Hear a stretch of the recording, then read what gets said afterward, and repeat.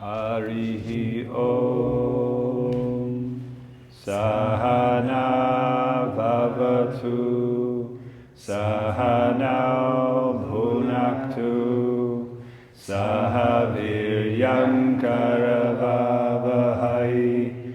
Tejasvinavaditamastu ma vidvishavahai. Om Shanti Shanti Shanti. Om Jaya Shri Krishna Chaitanya Prabhu Nityananda Shri Advaita Gadadhara Shri Vasari Gaura Bhakta Vrinda. Hare Krishna Krishna Krishna Hare Hare, Hare Rama Rama Rama Hare Hare. Okay, which of you two would like to summarize what we've covered so far? You can take turns. You can share. First off, why is it so important that we understand this conversation between Lord Chaitanya and Srila Sanatana Goswami? Because we should understand Shastra as it is, not according to our mind, but as it is. Yes, yes. And what is the language of the Shastra? How is Shastra presented? 3 ways. Sambandha. And why is it important for us to understand that? If you don't know where we are, where is the goal and how to reach the goal, we cannot reach the goal. That's why we should know. Good. Everything. Thank you. And then more recently, this is yours now, because he just took all the easy stuff. So more recently, we talked about Srila Bhaktivinoda Thakur was instructing us on how we should receive and respond to other religious practices and scriptures, other religious scriptures. We shouldn't criticize real religion, and we shouldn't discourage people to follow to their path, and we should correct if some deviation come to this religion. Okay. But in the proper way, we should correct them. How to say? This proper way. Yeah. And avoid, if some atheism or different ideas comes to this religion, the Vaishnavas or some other devotee, people should correct this religion.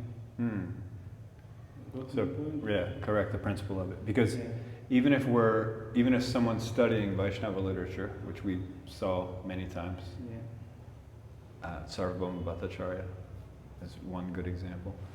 We can be quoting Vaishnava Shastra, but if we're not referring to what our relationship is, what our goal is in the process to get from where we are to where we want to be, then although we're referring to scripture, we're not actually in contact with that scripture. And that's why Lord Chaitanya said, no, I understand Vedanta completely and clearly, I just don't understand what the heck you're talking about. Because although he was quoting Shastra, he wasn't making the connection. So the impersonalists, for example,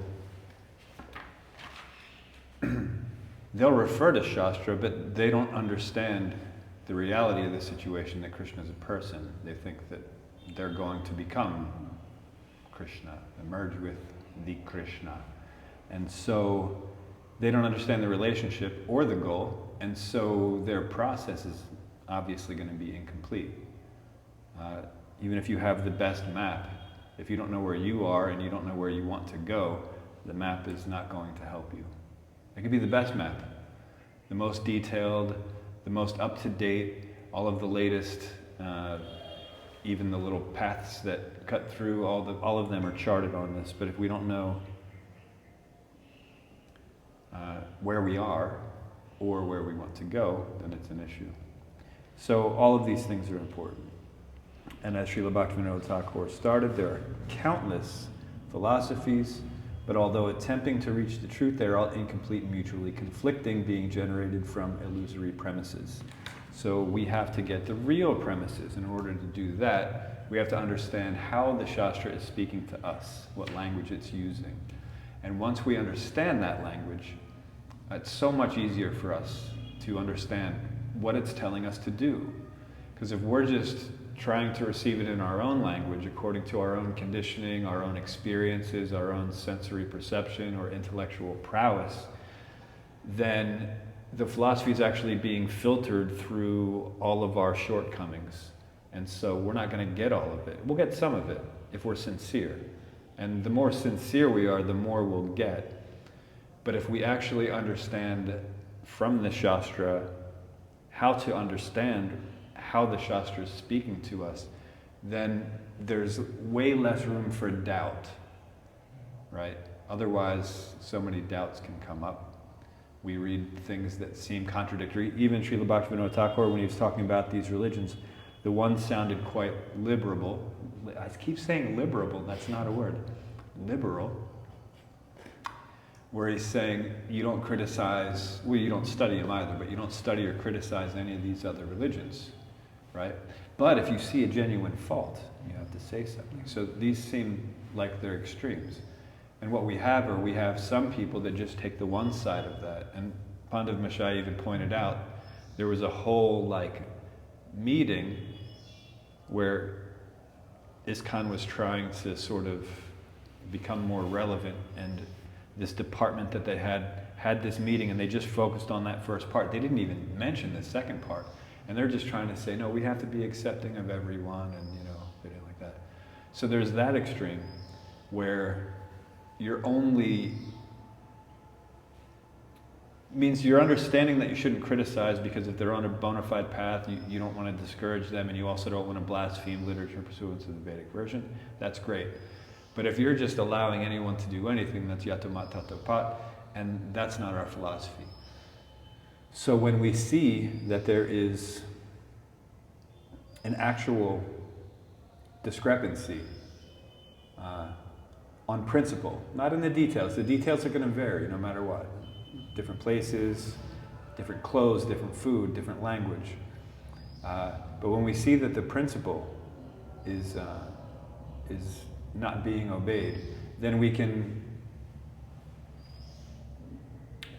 what's the word? Gently nudge them onto the right path. In other words, we see where the spark is, where their interest is, and we can fan that, right? Without discouraging them from their practice and without blaspheming the literature. So it's called synthesis, where they have something and we give them the rest of it. And it takes some tact. It takes a lot of things. But one point, all religions should have some definition. What is a real religion? I mean, a real... Mm-hmm. Srila Bhaktivinoda Thakur, he defines it, and he also defines irreligion. He was in Bhagavatam said, second, Lava Kaitava Projita. Dhamma Projita Kaitava Paramagana. This one. Yeah. It should be for Not cheating religion. It should kick out all the cheating religions. Yeah, but it's, how to say, this negative part of religion, I mean, that should be without these motives. Hmm. I mean, every religion should have some definition. What is, I mean, one definition for all religion. One definition. So there is. So the definition for all religion is that process which gradually brings you nearer to serving the Supreme Lord. Now, it seems like a very general definition, but it needs to be general because of all the Vedas I am to be known, that's what Krishna says. There are so many different levels mankind. And I use the word man very lightly because a lot of us are still in the animal mentality. And so, but since we have this human form, we have the potential to question whether the existence that we're living is beneficial or if it's just wasting time. So because of that, Srila Vyasadeva had to compile so many different varieties of Vedic literatures that reached out to all of these different levels of mankind. So even the Karma Kanda section of the Vedas, it's gradually instructing people to enjoy their senses in such a way that the Lord approves of, so that gradually you will come to appreciate the Supreme Lord and then move up from there. Now we don't want to move backwards, of course, but we don't blaspheme any of those literatures as long as people are following them properly and getting closer to Krishna. Now, they may be very far away from Krishna, so getting closer to Krishna, their process is going to look very different than what we're doing. Go ahead. Yeah. Someone can say, now I am taking drugs and it make me closer to Krishna because of something. Yes. Maybe I will just say, disappoint, and then we'll make some progress. That's why there's also a religion. I have some mind religion. Everyone have own religion, you know. Sure. How So there's the part where legitimately comes in it. So when I was a very young teenager, one of the phases I went through when I was searching for transcendence was I was chasing adrenaline, because adrenaline felt like it was transcendental to me. You couldn't get it just sitting there. You had to do something to get it.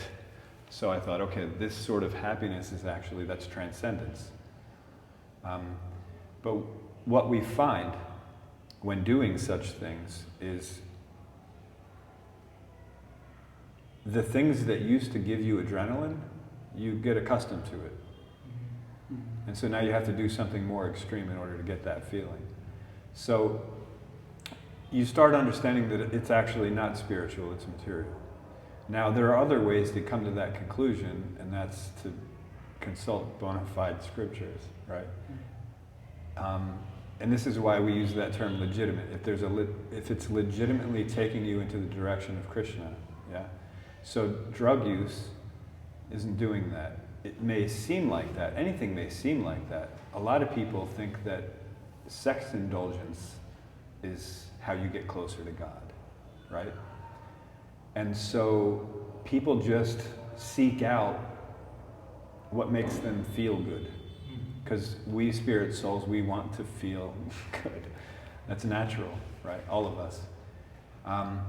So it can be that, you know, people just keep pursuing that happiness until they realize that it can't be found here in this material world, right? But when someone's actually sincere and they really want to find, you know, this absolute truth, then it's natural that they're going to seek out others who are doing so.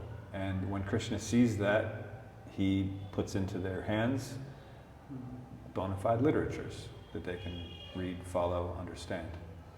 So if people are engaging in drug use and claiming that they're on the spiritual path, and you know that, okay, that's actually not the spiritual path, it's okay to discourage it in one sense, because it's not really, you're not blaspheming any religion, but you also don't want to discourage them from finding transcendence, if that's actually what they want to do. Meaning, they're not doing it because it makes them feel good, they think it's a spiritual thing. So you have to find out what it is about spirituality that they appreciate, and then fan that spark. Does that make sense? Because it's not, you know, the thing I like most about spirituality is when I get high. It's usually not that. It's usually something that they're searching for. They're searching for meaning, or depth, or knowledge, or something. It's different for everyone. Yeah, but because people say on the street, we follow our religion, everything make me bring me too close to God. I don't want to be part of any religion, sect or something, movement. Everyone has to become more close to God. Sure. Like Yes, this. there's a lot of that going around these days. And how to explain them? So there's a movement. Because something happened in my life and it make me close to God. Now, yesterday I was frustrated, and today morning I went to church or something. But I'm not belongs to any religion. Yeah. Like this. Yeah. So there's been a movement around for a while. People are saying that they're SBNR, spiritual but not religious, and it's understandable why it's such a popular trend, because every major religion has had some sort of major controversy, sex scandals and all sorts of money scams and you name it. And so people have lost faith in religion because they only see the externals of it. They see the external results of the corrupt people that are following it. And they say, well, that's all nonsense, you don't need it. And in one sense, if that's all you have, if you just have a whole bunch of corrupt people, that you absolutely do not need. But you do need to find the principle. So at least if they're identifying as spiritual but not religious, there's something about genuine spirituality that they appreciate, right? We have to find that spark and fan it. And this is instruction for us too, because we have so many shortcomings where we're not applying all of the philosophy properly in our day-to-day lives. And so we have to find that spark within ourselves and fan it. There's something that's keeping us sticking around even though we've been practicing for a long time improperly, not getting the complete results. It can be frustrating for some people and they can just give up. But from time to time we have to even find that spark within ourselves. Okay, what is it I actually have a taste for? And then cultivate that further. So it's a preaching technique, it's also a personal technique.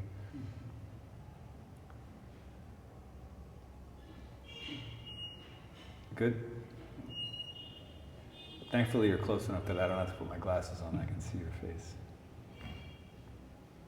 I can't see the back row without my glasses.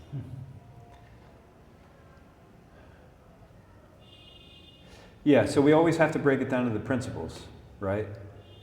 And if we can understand what the principle of religion is, then we can understand what about, or where a person is actually attracted and where they're distracted, right? Because most people are just very distracted by the externals of everything, right? But they're really attached to them. So if someone's attached to the externals of Christianity, okay, let them do that. Find out the principle of actual bona fide spirituality that they're interested in and fan that spark. So this is what Srila Bhaktivinoda Thakur was talking about. But if we see, when we see that there's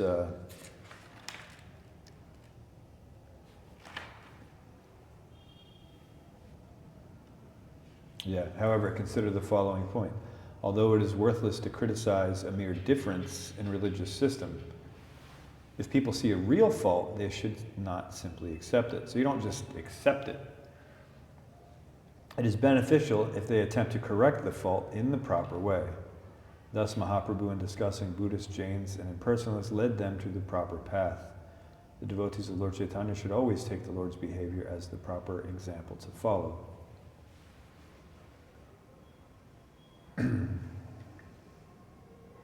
So in the proper way, we find out where that principle is. And that's the thing, is first we have to figure that out through Shastra. We have to actually understand the principles of religion. And it's actually very simple. It's always remember Krishna and never forget him, right? But then there's a little bit more to it, because that's just two things. Always remember Krishna, never forget him. But Shishupal, Kamsa, they're always thinking of Krishna, they're never forgetting him. So we have to be favorable, it has to be favorable. So in order for it to be favorable, we have to understand what's the actual relationship, and what's the actual goal, and what's the process to get from where we are to where we want to be, right?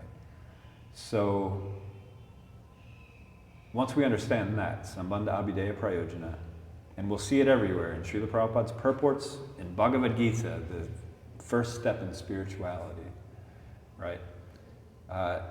It's there. If we know it, it's there. So 2 years ago when we were studying Bhagavad Gita, we're reading through the purports, I'm looking up, and people are saying Sambandha, because they see that's what it's talking about. He's not using the term, but he is definitely referring to that. Anytime he defines knowledge in Bhagavad Gita, it's about the relationship between spirit, matter, the controller, and source of both, right? So if we can understand that, it makes our preaching and our own process of devotional service much easier, because we know, okay, am I actually engaging in the process, or am I just distracted by the details of it, right? Because just like the Christians or the Muslims or the Jews can be distracted by the externals of their philosophy, we are also, what's the word I just said? Where you're distracted. Thank you. Distracted by the principles of our own philosophy, until we understand this principle.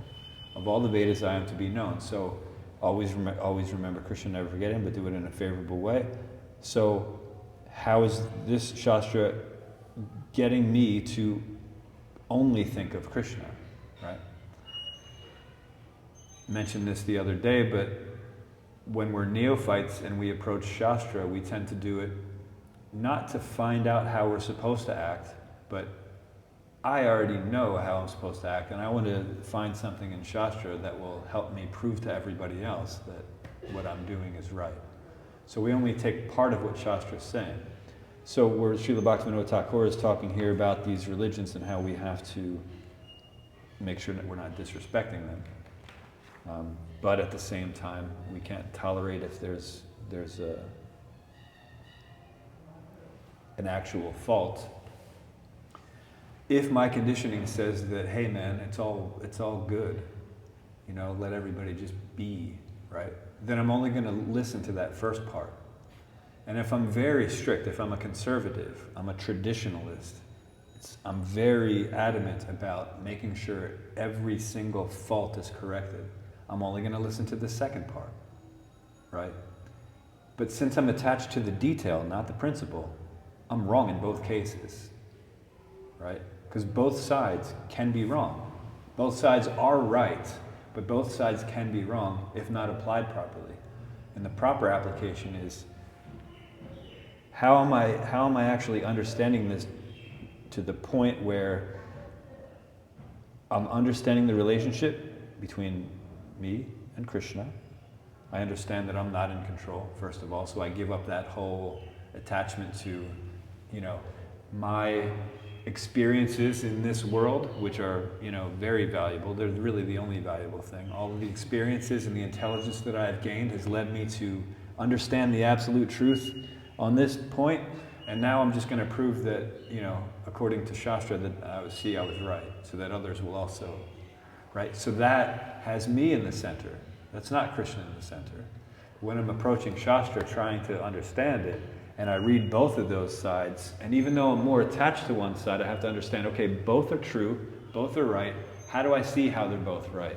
And then we pray to Krishna to, with sincerity, to help reveal this to us, and then he sends sadhus and guru to show us that, right? So we have to adjust our material conditioning to suit Shastra. We don't adjust Shastra to suit our material conditioning, right?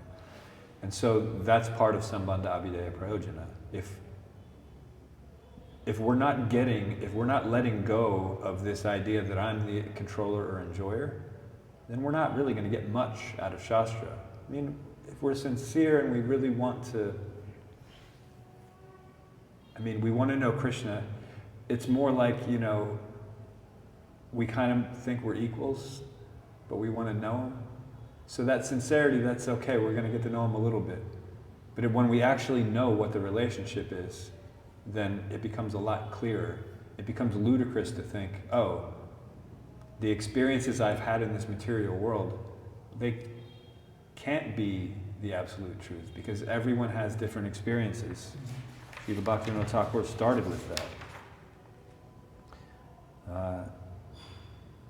All of the different philosophies, although attempting to reach the truth, are incomplete and mutually conflicting, being generated from illusory premises. So there's countless philosophies because there's countless people. Everybody has their own experiences, and they built philosophies on those. But those philosophies can't actually get us to transcendence because they are built on illusory premises. All of our sense perception, all of our intellectual prowess, all of that is based on illusion. That I am independent, I am the enjoyer, I am the controller. So that mentality has to be given up. And that's why Sambandha is very important. Because we have to actually truly understand who we are. It's kind of obvious in one sense, because we can't control anything. We try. I mean, to some extent, we have a little bit of control over some things, right? I can pick this up and I can tilt it back and the water goes in, right? But I actually can't make it so the water gets processed through my body properly and it flushes out the kidneys, or I don't know what it does. And then anyway, it does a whole lot of things. I don't know what it does. I know that we need it, but I can't pump my own blood. I can't stay awake as long as I want to. I can't stop eating, right? There's so many things that we have to do. We are definitely in control. We are not the controller. So it doesn't take much to at least entertain that fact, right? Okay, yeah, that makes sense, right? But then we need to take it a step further, right? Okay, so I'm not the controller. Who is? Is it an energy? Is it a nothing? Is it a universe? What is it, right? And so we find out what it is. He's a person, right? And we have an eternal relationship. And Srila Bhaktivinoda Thakur mentions that we all have that in common, right? Because it's our eternal nature. It can't be taken away. It's covered right now, but it's there, and we're all trying to pursue it in one way or the other. So wherever we're actually making that connection in pursuit, that's a spark that has to be fanned. Right? And so if we just keep that in mind, it's so much easier than to try to focus on the details. Okay, well, it's like Ishwar Chandra Prabhu was saying yesterday, he finds it hard to accept that Christianity is a bona fide religion. Therefore, it's okay for him to blaspheme the Bible. That's basically what his thing was. So that's focusing on an external still. If we focus on the internal, there are certainly Christians who genuinely want to get closer to God. And they actually stop doing things that they naturally are inclined to do because they know it's not good for their relationship with God. That's good. That's what we're meant to do. That's a spark, you gotta fan it, right? We don't say, you guys are foolish, you don't even know what you're talking about, you're a bunch of rascals, because that discourages them, and it's also blaspheming literature that's in pursuance of the Vedic version, right? So we find what they're doing right. Doesn't matter what the detail is, doesn't matter the language, the clothes, the food, none of that. Find that principle, fan the spark. And it's that simple. No more, you just actually stop focusing on the details, right? And then it becomes so simple, because that's where our attachment is, right? The way we learn things is, in this situation you do this, in this situation you do that. But wouldn't it be better if we actually just understood what the principle is? Okay, here's a great example. When I was a young bhakta, our temple commander in the Philadelphia temple, he was very, very efficient. He's a manager. He made a very detailed list, description of how to clean the temple room properly, right? Because there are 4 doors, right? There's the door that goes to the kitchen, there's the door that goes to the pujari room, and then there are the 2 doors in the back. So, depending on where you start sweeping, right, it'll actually make a difference on what's going on. So you start at the kitchen and pujari room doors, and then you sweep toward the main entry in the back, so that way your pile of dust is all collecting over here, not over there. And then you sweep it up properly, you put it in the thing, and then mopping, same thing. You start over there, mop this way. It came down to how much of the soap you put into the bucket, like everything, very, very detailed, right? Now, and it's intelligent. The issue with it though, oh by the way, where you're taking the dust toward, that's where the garbage can is, so you're not tracking the dustpan across the clean floor and dropping it. So it's all very well thought out. Now, if someone only will follow that very detailed, thoughtful description when they're cleaning, let's say, for example, one day in the temple they had a fire yajna, right? They had an initiation ceremony and they used the different colored powders to, right? And some of those colored powders, when they were being brought back into the kitchen area, just spilled on the floor. There's some kumkum, there's some turmeric, there's colored powder all over there. Do I want to follow that list of how to properly, the absolute best way to clean the temple room? Do I want to start there and then push all of that powder across the entire floor and then put that mop water down to actually set those stained colors into the floor, the black and white tile floor? Do I want to follow that? Or do I want to say, okay, let's use my intelligence here. The principle of cleanliness is that we don't want to make a mess. We don't want to stain the floor. So wherever these little piles of powder are, that's the first thing I need to take care of. I'm going to put them in a dustpan. I'm going to get rid of them immediately before I introduce any water to the situation. Because you put water on kumkum, on a white floor, it's going to be pink forever. Right? Same with turmeric. You got a yellow floor now. Congratulations. That's why all the kitchen utensils in the temple, if they're not metal, they're yellow or green. If they were black plastic, they turn green. So if we understand the principle of cleanliness, sure, we can appreciate that list, that description. It's very well thought out. And in most cases, that is the best way to clean the temple. But why? Because you don't want to track dust. So you go from one side to the other where the garbage can is and you put it out. But there are circumstances and situations where you will do something very different. And if you understand the principle, then you know. So if you teach people the principle instead of the details, then they won't argue with you. But you said it has to be done like this. This is the best way to clean the temple room. You don't know what you're talking about. Get out of here. No, but in this situation, there's a different way that you have to clean it. Right? So if we always stick to the principle, then it won't be a problem, right? And that's for us, that's for preaching, that's for everything, right? Because otherwise, we can explain something until our faces turn blue, and we're still not going to understand it because we're attached to the detail of it. But you said last time I had to do this. Okay, how is this time different? This time's different because of this. Focus back on the principle, right? When I was young, growing up, my father, he sort of understood this idea.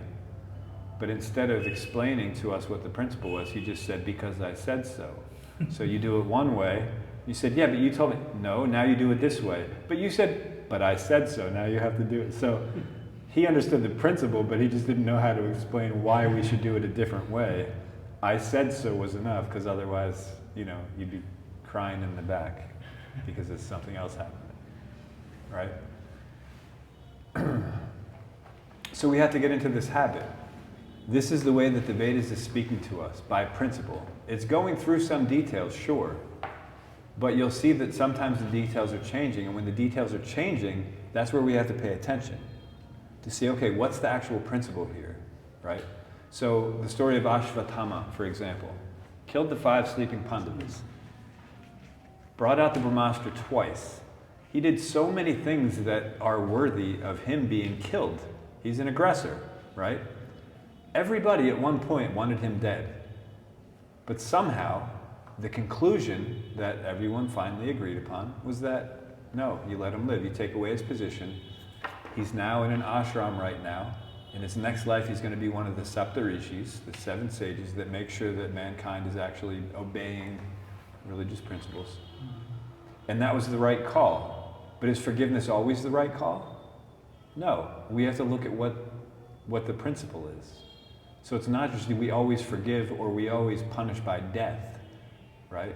We have to actually have the intelligence to understand what these pastimes are telling us, right? When it's appropriate to do one thing and when it's necessary to do another thing.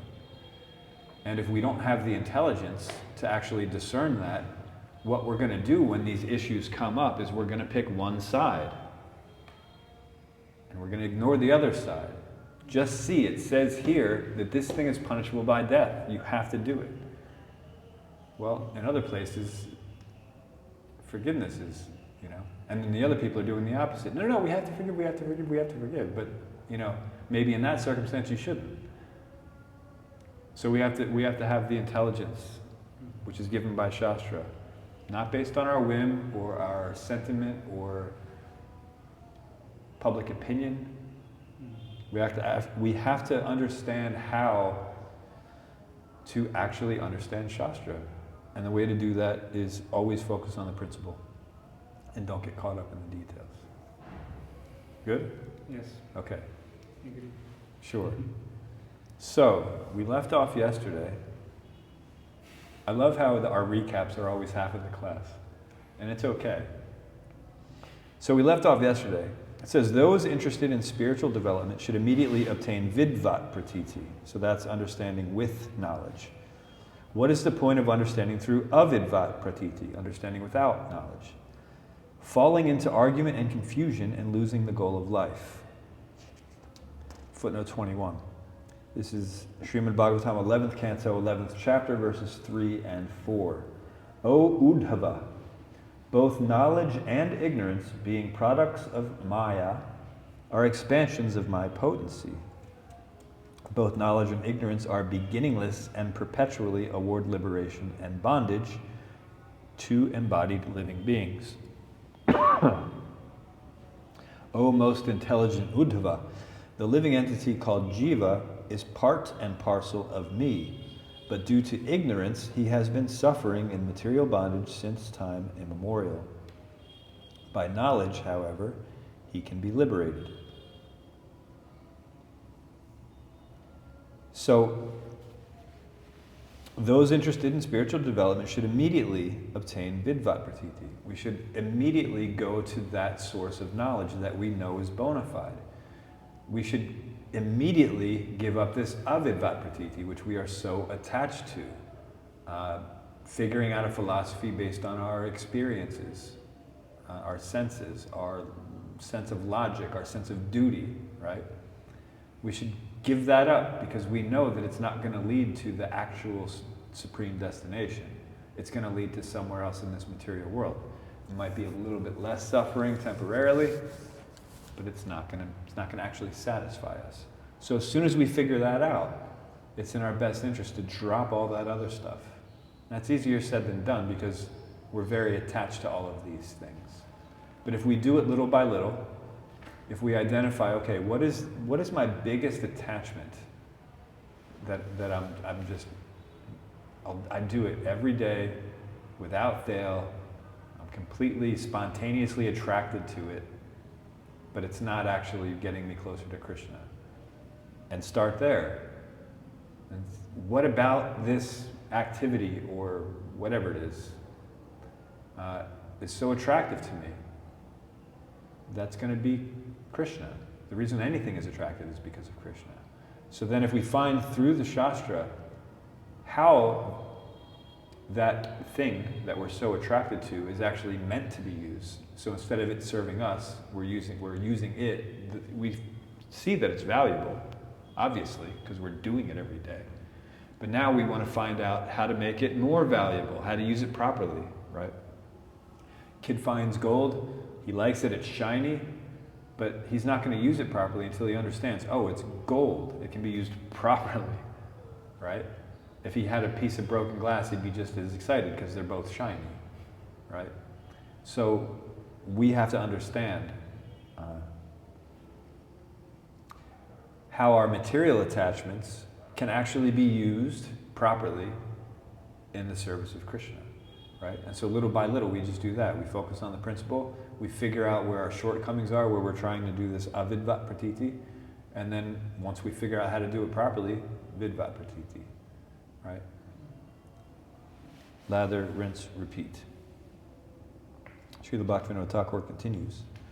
Some idea about vidvat pratiti has been given. Vidvat pratiti is possible for those persons who give up material conceptions and can conceive of spirit. They can perceive Krishna with their spiritual eyes, hear his pastime with their spiritual ear, and relish Krishna completely with their spiritual taste buds. Krishna's pastimes are completely non-material. Though Krishna can, by his inconceivable potency, become the object for the material eye, by nature he is not perceivable by material senses. When Krishna descends and reveals his pastimes to the material senses, only the person with vidvat pratiti attains real contact with the Lord, right? Those who still are having these material attachments, they're not actually seeing Krishna. They're seeing something. They don't know he's Krishna. They're not getting that full. They're not actually getting contact with the Lord. Normally, avidvat pratiti operates. So that's, here in the material world, that's the standard operation. So generally, people understand Krishna as a temporary being, subject to birth, growth, and decline. By avidvat pratiti, they think that the impersonal state, devoid of qualities, is truth, and the personal state of God with qualities is material. They conclude that Krishna is material since he possesses qualities. But understanding the supreme truth is not a matter of mundane logic. How can the limited intellect of a person operate in the relation to the unlimited Lord? Right? So, it says it so obviously, and it makes us seem so foolish that we're using these things that we know are temporary, our intellect, all these things, all these material qualities that we're trying to use to understand God, to understand the Absolute. It doesn't make any sense. So, at least in theory, we understand that it's ludicrous to try, right?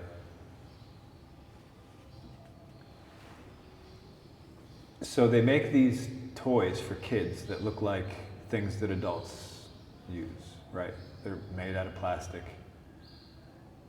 There's, you can get like a toolbox where it's got a little hammer and a screwdriver and, the nails and the hammer, all plastic. And then you have like the cooking sets where you got like the spatula and the pan, but it's all plastic, right? So they all resemble the actual things, right? The wrench, the kid's plastic wrench looks just like daddy's metal wrench, right? If the kid actually tries to fix daddy's car with his plastic wrench, or tries to cook some sabji on mom's stove with her plastic pan, it's not going to cook sabji, it's going to melt the plastic. If the kid tries the wrench on the car, the plastic wrench is just going to break. It's not going to turn the lug nut, right? In a similar way, our material logic, intellectual prowess, sense perception, it's not going to understand Krishna. It can't. He's absolute. These things are temporary. So we have to tap into this vidvat pratiti, knowledge, understanding with knowledge.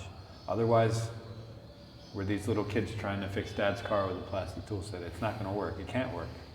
It's impossible. Right?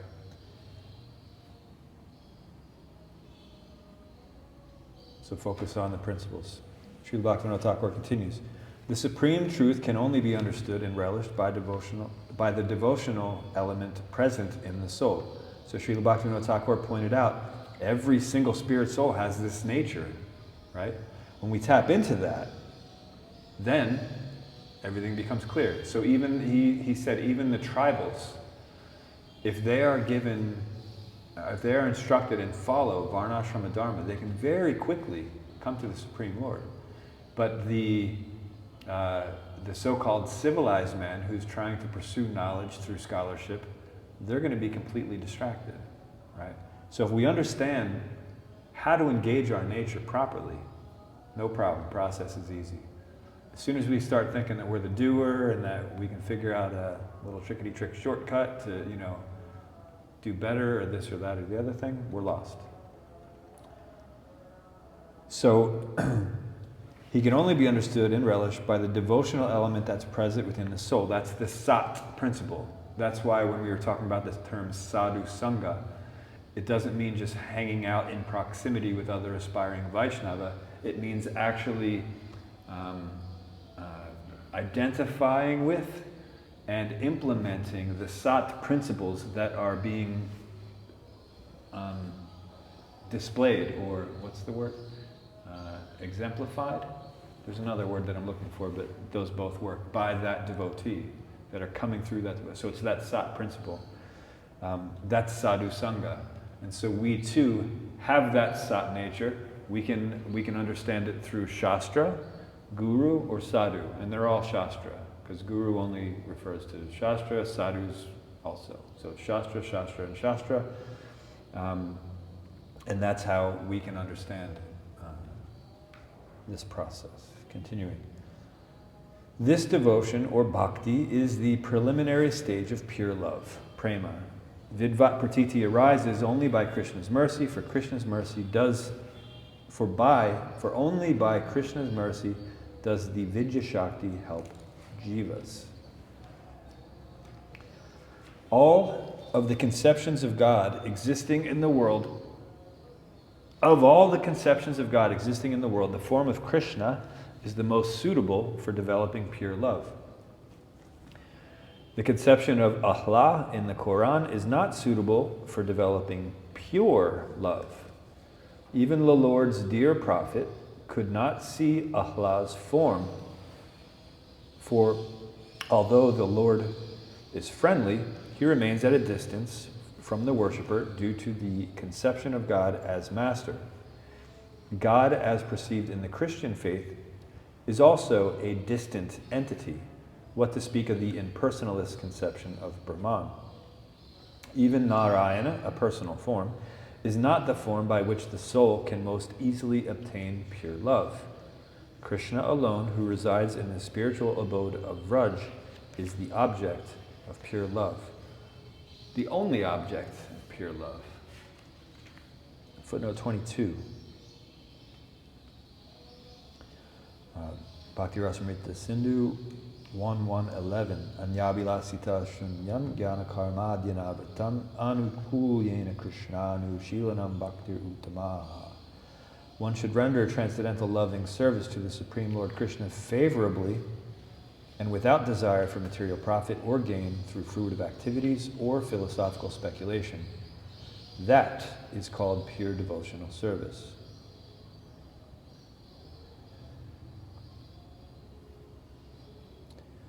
The abode of Krishna is full of bliss. Majesty also resides there in fullness, but it does not predominate. Rather, sweetness and eternal bliss predominate. Footnote 23. This is 7th canto, 7th chapter, verses 48 and 51 through 53. The four principles of advancement in spiritual life, dharma, artha, kama, and moksha, all depend on the disposition of the Supreme Personality of Godhead. Therefore, my dear friends, follow in the footsteps of the devotees. Without desire, fully depend upon the disposition of the Supreme Lord and worship Him, the Supersoul, in devotional service. You cannot please the Supreme Personality of Godhead by becoming perfect brahmanas, demigods, or great saints, or by becoming perfectly good in etiquette or vast learning. None of these qualifications can awaken the pleasure of the Lord, nor by charity, austerity, sacrifice, cleanliness, or vows can one satisfy the Lord. The Lord is pleased only if one has unflinching, unalloyed devotion to him. Without sincere devotional service, everything is simply a show. In the same favorable way that one sees himself and takes care of himself, take to devotional service to satisfy the Supreme Personality of Godhead, who is present everywhere as the super soul of all living entities. So that's pretty instructive. The same care that we take to of ourselves, because we're the center of our lives. That's it. That's all we see. So we have to put forth the same effort to serve Krishna that we are to serve ourselves. And I don't mean the same effort. I mean we have to abandon the effort to actually satisfy and please ourselves, and just use that tendency, motive, desire, to actually serve Krishna. And that's what the Shastra is teaching us how to do.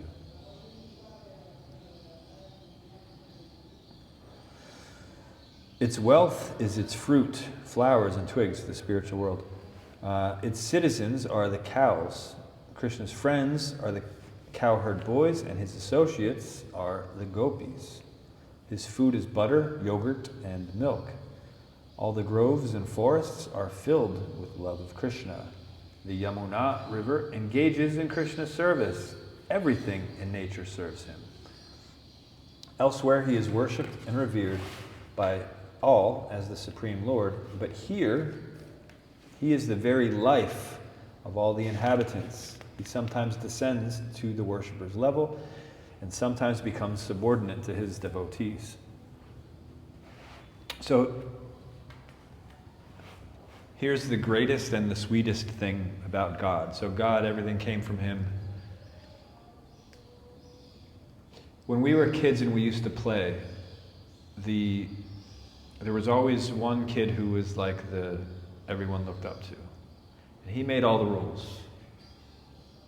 Right? Krishna's not like that. Krishna's not like, no, I'm the head boy, you all do what I tell you to do, or you can't play. No, he actually understands relationships and he reciprocates. He doesn't have to dictate how everything goes. If you have pure love for him, as we saw last month with Mother Yashoda, he comes down to below your level because he appreciates the pure love. He appreciates the dedication, the devotion, the sincerity. Much more than he appreciates people treating him as the most majestic, revered person, right?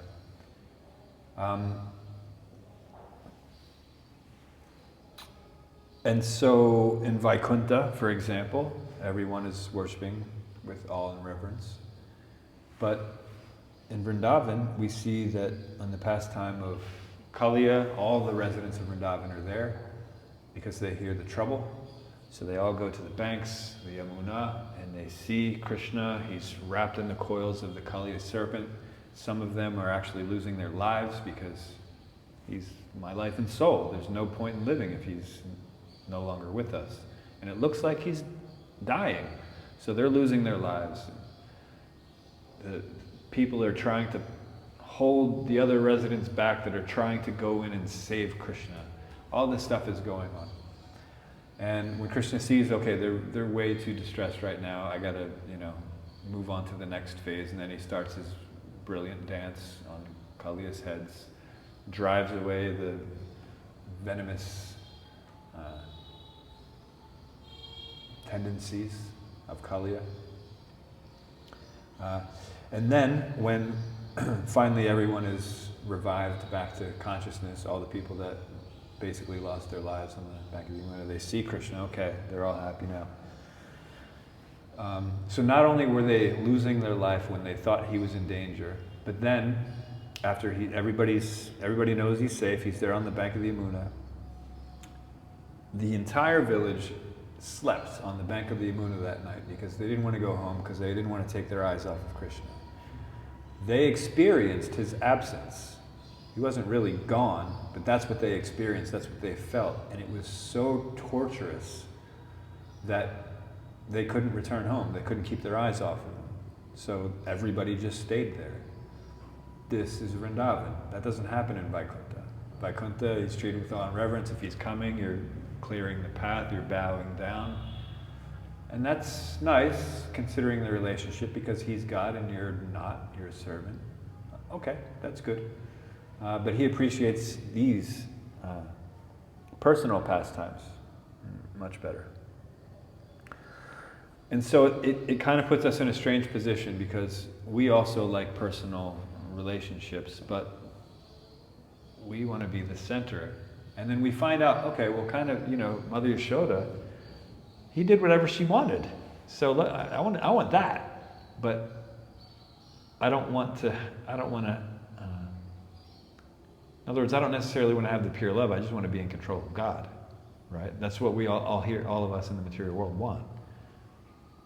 Even in a not so subtle way, when we're praying to God, especially on the neophyte level, we're telling him what to do, right? Dear Lord, please, help the people that are going through these hard times. These typhoons and hurricanes and tornadoes and what are the natural disasters and diseases, and right? We're telling him what to do. We think we know better than him. So this conception has to be given up. Once the conception is given up, once we actually know who we are, who he is, then after going through all of that, completely getting ourselves out of the center, then there's hope to actually conquer and overwhelm the Supreme Lord so that he actually comes down to our level. But it can't be that we're trying to conquer him. As soon as we think we're trying to conquer him, there's no chance. Can't work, right? But if we are engaging properly in pure love, then naturally he's conquered. We don't consider ourselves the doers of that.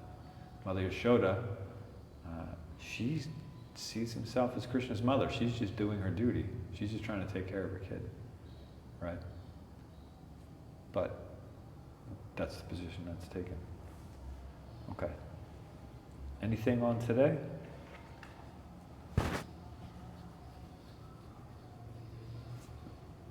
Okay. Good. I don't think we have time to get through the next paragraph, so we will stop here.